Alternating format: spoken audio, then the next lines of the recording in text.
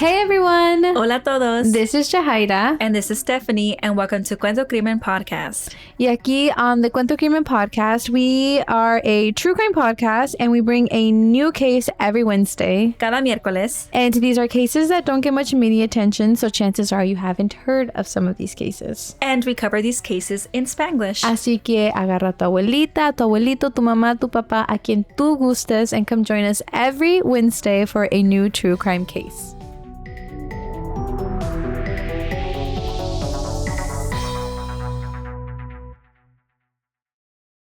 So Karina was born on July 12, 1986, which made her 30 years old during the time of her murder.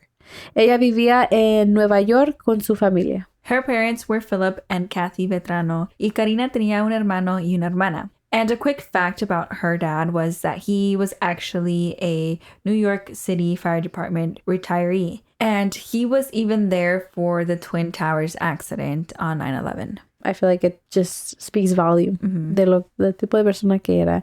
Y pues sí, Karina venía de una familia muy unida y muy buena gente. Like, they all had good intentions, good hearts. And it was just really nice to read about, like, their family dynamic. Yeah, I got the same vibes when we were researching this case. Like, you know, just the good intention vibes and just good people. And a little more on Karina. She had graduated from St. John's University with a master's in speech pathology. Y al tiempo del caso, que, by the way, era en el año 2016, Karina estaba trabajando con niños con autismo as a speech pathologist, which I think is awesome. For those that don't know, both Steph and I have experience working in special education. So reading about her being part of it kind of like warmed my heart. And it reminded me of like the speech pathologist at my school and, you know, the work that we put into these children. I think I've said this before. I think working in that field was really rewarding and it's really hard. So like, that's why when we say that it warms our heart, like, I think it's because we know how hard that job is. And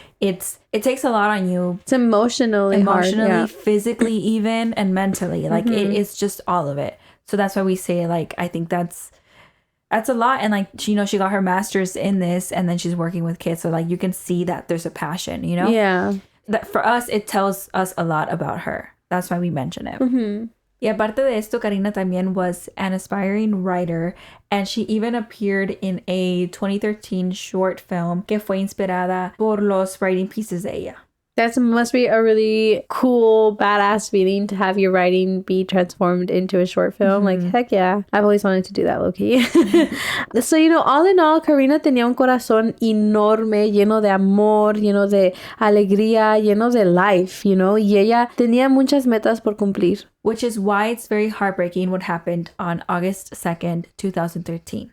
Esa tarde, Karina fue a correr in Spring Creek Park. And this was a usual thing, by the way. She was always going on a run. Like that was part of her day. She liked to do a daily jog. Yeah, she was like a fit person by what it seemed like. Y lo único diferente en este día particular era que Karina fue sola. Casi siempre iba con una amiga, pero en este día su amiga no pudo ir. I don't remember the reason, just, that she canceled for the day. And Karina's dad now says how he even recalls telling Karina that maybe it was best if she just skipped the day para que no fuera sola. I think he maybe had like a gut feeling, right? Something was telling him. Pero Karina, would go on jogs all the time. So she thought it was okay. It was no biggie. And she was going to go on her run. Que, al cabo, el parque estaba muy cerca de su casa. She was familiar with her run. Yeah, and I think, como está diciendo Steph, el parque estaba muy cerca. Era, like, I think less than a block away, actually. Or, like, I don't know, something, like, extremely close. And it's crazy to think how sometimes we're so close to home, pero nunca sabes lo que puede pasar. Yeah, it's, like, super scary. Because she's like so familiar with this, Yeah. She doesn't need maps or anything like that. And then also, like, you just really think, like, what can go wrong? Like, what can happen? But, like, aquí en el mundo de true crime, a lot of things can happen. It's crazy because, like, she's running through, like, to get there through the same houses, day after day. So it's like, yeah, you don't expect anything to go wrong with what, you already know type of thing. Pero entonces, Karina was last seen around 5 p.m. entering the Spring Creek Park as she was going to start her jog. But after a few hours, Karina failed to come back home, y cuando sus papás le estaban llamando, ella nunca regresó ninguna de las llamadas y tampoco los mensajes de texto, y allí fue cuando la preocupación empezó. Luckily, Karina's dad had a neighbor who was the New York PD police chief, and he immediately reached out to him to ask him for help, y muy pronto empezaron las búsquedas. I'm really glad to hear que they wasted no time and got straight to it. Y como a las 11 de la noche, el cuerpo de Karina fue encontrado. Her body was face down about 15 feet off of the main trail where she was running. Trigger warning, because of what, I'm going to mention and how she was found. So just letting y'all know, y'all can skip the next couple of minutes or so. But yeah, here we go. Karina fue encontrada con su sports bra pulled down and her breasts were out. Her underwear and shorts were rolled down around her left thigh and partially taken off of her right thigh. Su right thigh estaba llena de rasguños y moretones. And we say this, a lot, like se me hace un nudo en la garganta de leer estos detalles and de pensar de, everything that she went through. And she went through a lot because, ya cuando revisaron su cuerpo y todo, like, Karina put up a fight. She even had one of her tooth cracked from how hard she was biting her attacker. Can you imagine, like, biting someone so hard that you crack your tooth? And along with that, her hands were also found clutching grass. Piensan que esto era de como she was, like, dragged off the trail, so she was trying so hard to hold on to something, but she was actually just ripping the grass with her. It's like kind of crazy how like we can tell what may have happened by looking at all these details and like, the scratches, los moretones que tenía, and, you can see what she might have lived through. Yeah. Right? So that's like, I don't know, so scary and like sad to, imagine what, Karina went through. La autopsia confirmó que Karina murió de estrangulación y también parecía que también tenía trauma en la cabeza y entonces su muerte fue declarada un homicidio.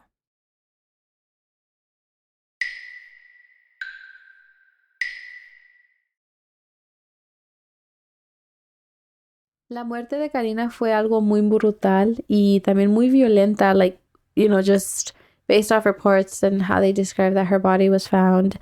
Like, I think there was a report that said that she had been strangled so tightly que tenía una impresión de mano pintada, like a handprint around her neck. That's how tight it was. And this is hours after too, so.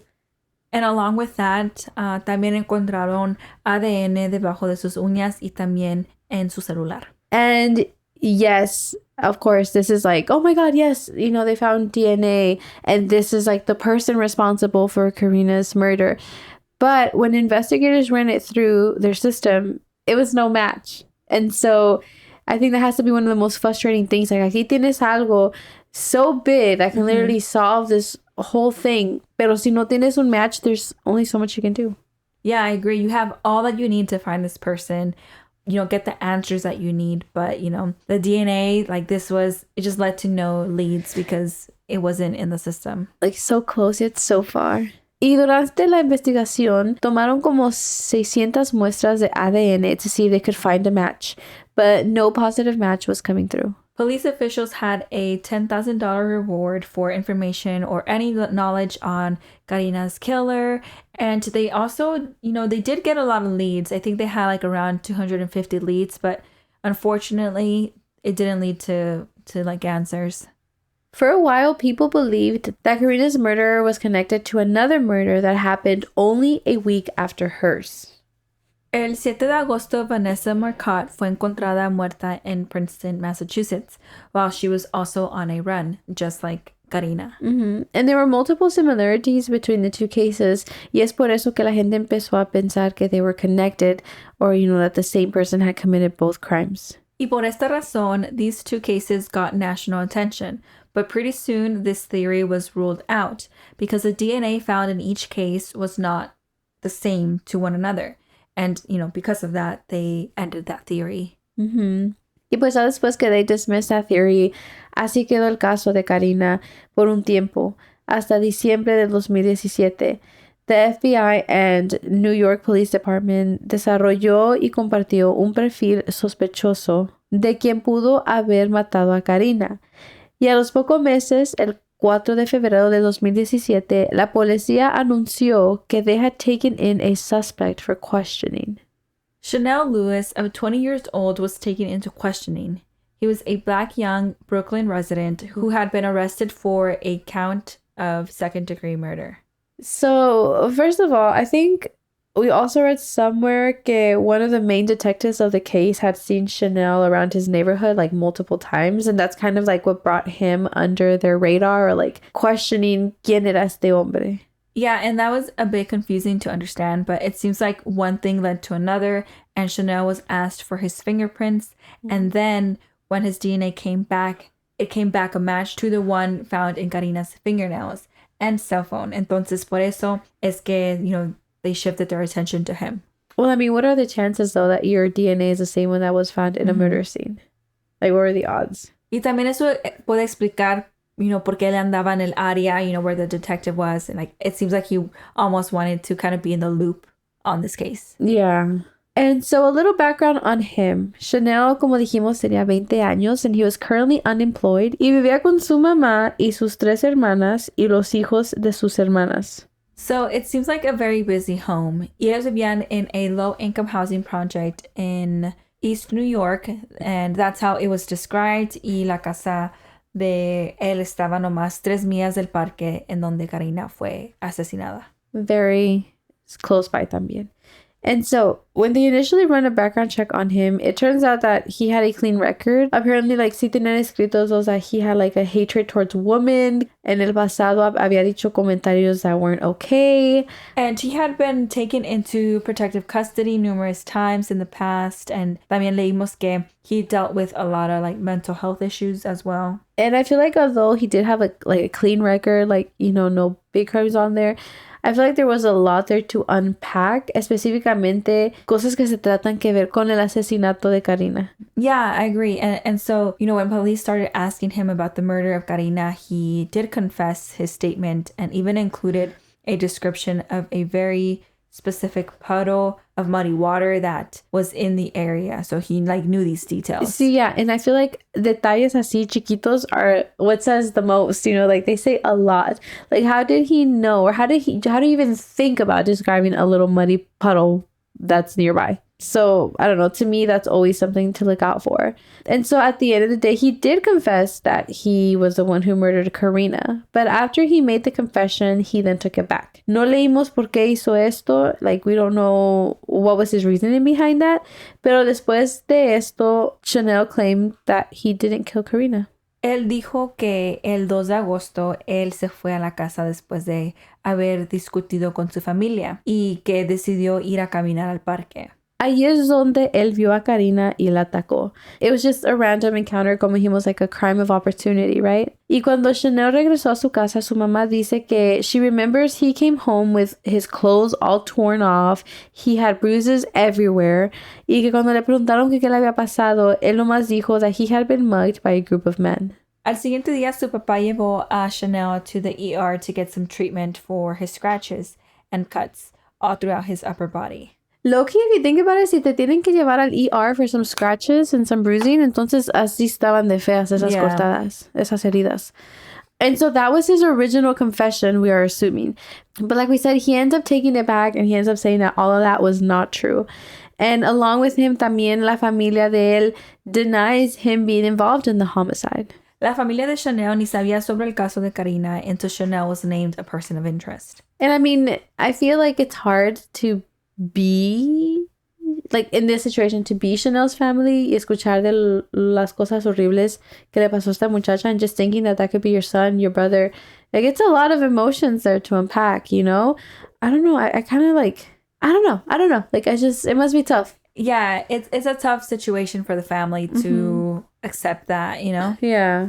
And so the trial first began on November 5th, 2018. And it was very intense and a very long process. Chanel pled not guilty to murder and sexual abuse, and he was facing a sentence of 25 years to life in prison. Y el 7 de noviembre, el papá de Karina, Phil, testificó en la corte. And again, our heart goes out to her family because, only he knows what he felt Because I feel like it's a lot of emotions escuchar todo lo que le pasó a tu hija, and then here you have this person who they think is responsible for it in front of you. Like, it's a lot of emotion. Yeah, our hearts definitely go out to Karina's family. And the trial did go on for a while. After Karina's dad testified, the jurors watched a videotape of Chanel's original confession to the murder. They also presented a lot of forensic evidence in the trial, you know, like the whole thing with the DNA matched on the phone, on her fingernails. It seemed like there was a pile of evidence against Chanel, to be honest. And on November 21st, 2018, the judge declared a mistrial and rescheduled a retrial that didn't even end up happening until March 2019. That's a lot of time if you really think about it. Mm-hmm. Y el 23 de abril de 2019, Chanel fue condenado a cadena perpetua sin posibilidad de libertad condicional. That's life in prison with no chance of parole. Yeah, it's a big crime and it's a big sentence, but, he did take someone's life away. So at the end of the day, you have to pay the crime, you know? And, people had a lot of mixed feelings about this conclusion on the sentence, but muchas personas sí estaban de acuerdo with this punishment, pero también había otras personas que creían que Chanel was wrongfully convicted.